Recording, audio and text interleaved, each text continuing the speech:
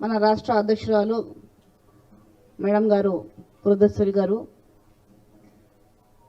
మన రాష్ట్ర health minister గారు, తర్వాత ఎమ్మెల్యే గారు జమల్మడు ఎమ్మెల్యే గారు అన్నగారు ఆదినారాయణ రెడ్డి గారు, తర్వాత పార్థసారథి రెడ్డి గారు, సురేష్ రెడ్డి గారు, రమేష్ గారు, ఇక్కడ ఉన్న పెద్దలందరికీ ధన్యవాదాలు చెప్పుకుంటూ,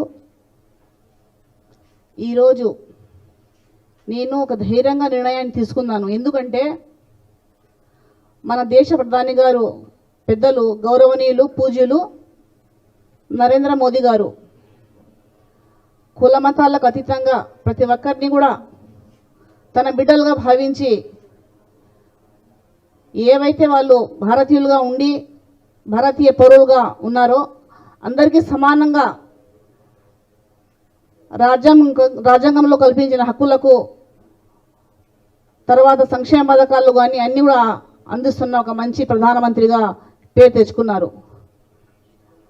ప్రత్యేకంగా ముస్లిం మైనార్టీల విషయంలో వస్తే, మహిళల విషయానికి వస్తే త్రిపుల్ తలాక్ కానీ, తర్వాత అనేక విషయాలపైన వక్ఫ్ బిల్లులో కూడా చాలామంది పెద్దలు ఆ వక్ఫ్కి సంబంధించిన సంపదను వాళ్లకు మాత్రమే సొంతం చేసుకునేవారు. కానీ అలా కాకుండా పేద వర్గాల్లో కూడా ఆ సంపదలో భాగస్వాములు కావాలా అని ఒక మంచి కోరిక పైన ప్రధాని మోదీ గారు కూడా మంచి నిర్ణయం తీసుకున్నారు. సబ్కా సాత్ సబ్కా వికాస్ అన్న నినాదం చాలా ఒక మనసును దగ్గరకు చేసింది.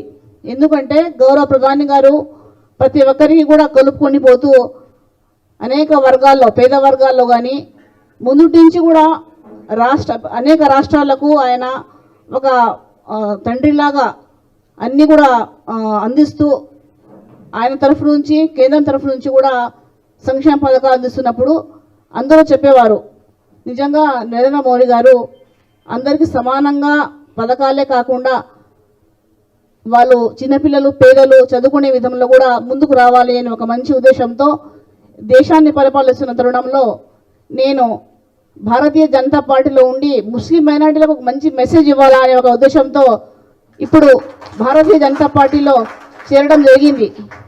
ఎందుకంటే ముస్లిం మైనార్టీలకు భారతీయ జనతా పార్టీ వ్యతిరేకమని చెప్పుకునే వాళ్ళు కొందరు ఉంటే వాళ్లకు ఒక మంచి మెసేజ్ ఇవ్వాలా. ఎందుకంటే మేము ఒక భారతీయ పౌరాలిగా, హిందుస్థాన్కి నారీలాగా నేను ఒక మంచి మెసేజ్ ఇవ్వాలా.